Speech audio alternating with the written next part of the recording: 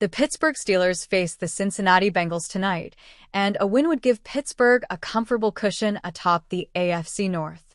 Unfortunately, Thursday nights on the road haven't been kind to the Steelers, especially against division rivals, where they've gone 0-6 in their last 6 Thursday night football games against AFC North teams. To snap that skid against a hungry Bengals team desperate to end its own losing streak, these are the 3 keys to securing a win. 3 keys that could lead the Pittsburgh Steelers to a victory over the Cincinnati Bengals on TNF win the time of possession battle. A lot of headlines were made earlier this week after Mike Tomlin's comments on the Browns trading Joe Flaco to the Bengals, especially given Tomlin's long-standing respect for Flaco and what he brings to the table. The Steelers are 11-11 all-time against Flaco, and with Cincinnati sitting at 2-4, this matchup will be anything but a cakewalk. Flaco may not be the same threat he was in his prime with Baltimore, but his experience and familiarity with Pittsburgh after 22 career games against them still make him dangerous. Even at 40, his arm talent, paired with weapons like Ja'Marr Chase and T. Higgins, gives the Bengals offense plenty of firepower. To counter that, Pittsburgh needs to exploit a struggling Bengals defense and stick to what has been working: running the ball efficiently. Controlling possession not only limits Cincinnati's scoring chances, but also keeps the Steelers' defense fresh on a short week. If Pittsburgh can control the tempo and dominate time of possession, they can dictate how this game is played. Jump out to an early lead. The Steelers' offense needs to come out of the gate firing to secure an early lead. The Bengals have gone 4 straight games without scoring a touchdown in the first half. Surprisingly, the Steelers have been strong starters this season, ranking 9th in first-half scoring. With a quarterback who has only been with the team for a week, the Bengals' offense may need time to find its rhythm, much like last week against Green Bay, when they did not start scoring until the second half. Pittsburgh must take advantage of this opportunity and jump out to an early lead. Continue to bring pressure. The Steelers' defense has started to come alive over the past couple of weeks, generating sacks and constant pressure. Against the Bengals, they need to exploit a struggling offensive line and a quarterback who struggles to move in the pocket. Pittsburgh will likely rely on 4-man rushes at times, dialing back blitzes to focus on coverage. With Ja'Marr Chase and T. Higgins to defend, stopping big plays through the air will be the top priority. Cincinnati's inability to run the football, ranking last in the NFL and averaging just 56.7 yards per game, means they will be passing frequently. Once again, the Steelers' pass rush will be key to disrupting the Bengals' offense and keeping the game under control. After losing Joe Burrow in Week 2 of the NFL season, the Cincinnati Bengals looked to have their season over before it could even begin. But Jake Browning showed promise before, but he struggled, losing 3 straight games to drop the Bengals to 2-3. The Bengals needed to make a change, and they swung a surprising intra-division trade with the Cleveland Browns for Joe Flaco. After a Week 5 loss, Flaco led the Bengals to a wild 33-31 win over the Pittsburgh Steelers on Thursday Night Football.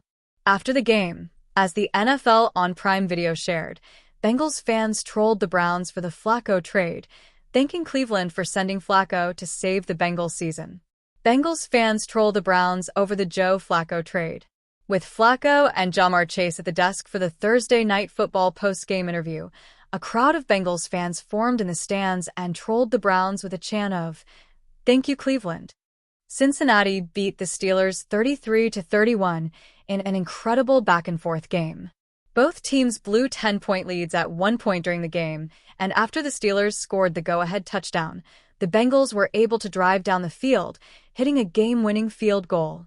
Flaco, in just his second game with the team, put on an incredible performance.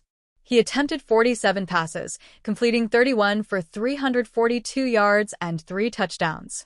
He only took 2 sacks all game, and even threw in a stunning 12-yard run for good measure.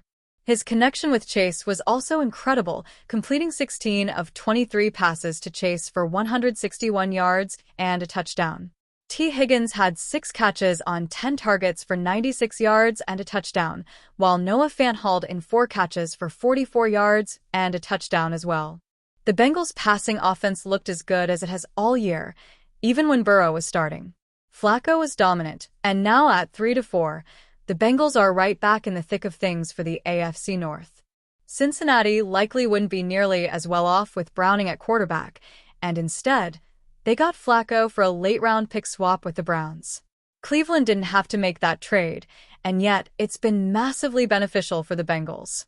Mike Tomlin questioned the trade, and fans and media alike were critical of the move from the Browns side of things.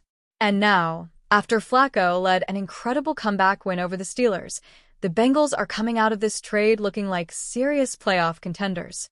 Bengals fans trolled the Browns by chanting, "Thank you, Cleveland," after the wild Thursday night football game. While it's in part a jab at the Browns, their gratitude can easily be seen as genuine, as the Bengals season looks alive after it looked like a lost year before the Flaco trade. Joe Flaco has given his thoughts on Mike Tomlin's verdict on the Cleveland Browns' decision to trade the veteran quarterback after he helped the Cincinnati Bengals beat the Pittsburgh Steelers on Thursday night.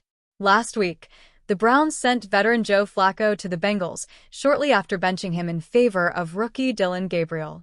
Cleveland is struggling through another rebuilding year, holding a 1-5 record. It was a decision that baffled Steelers head coach Tomlin, with Pittsburgh, Bengals, and Browns all sharing the AFC North division with the Baltimore Ravens.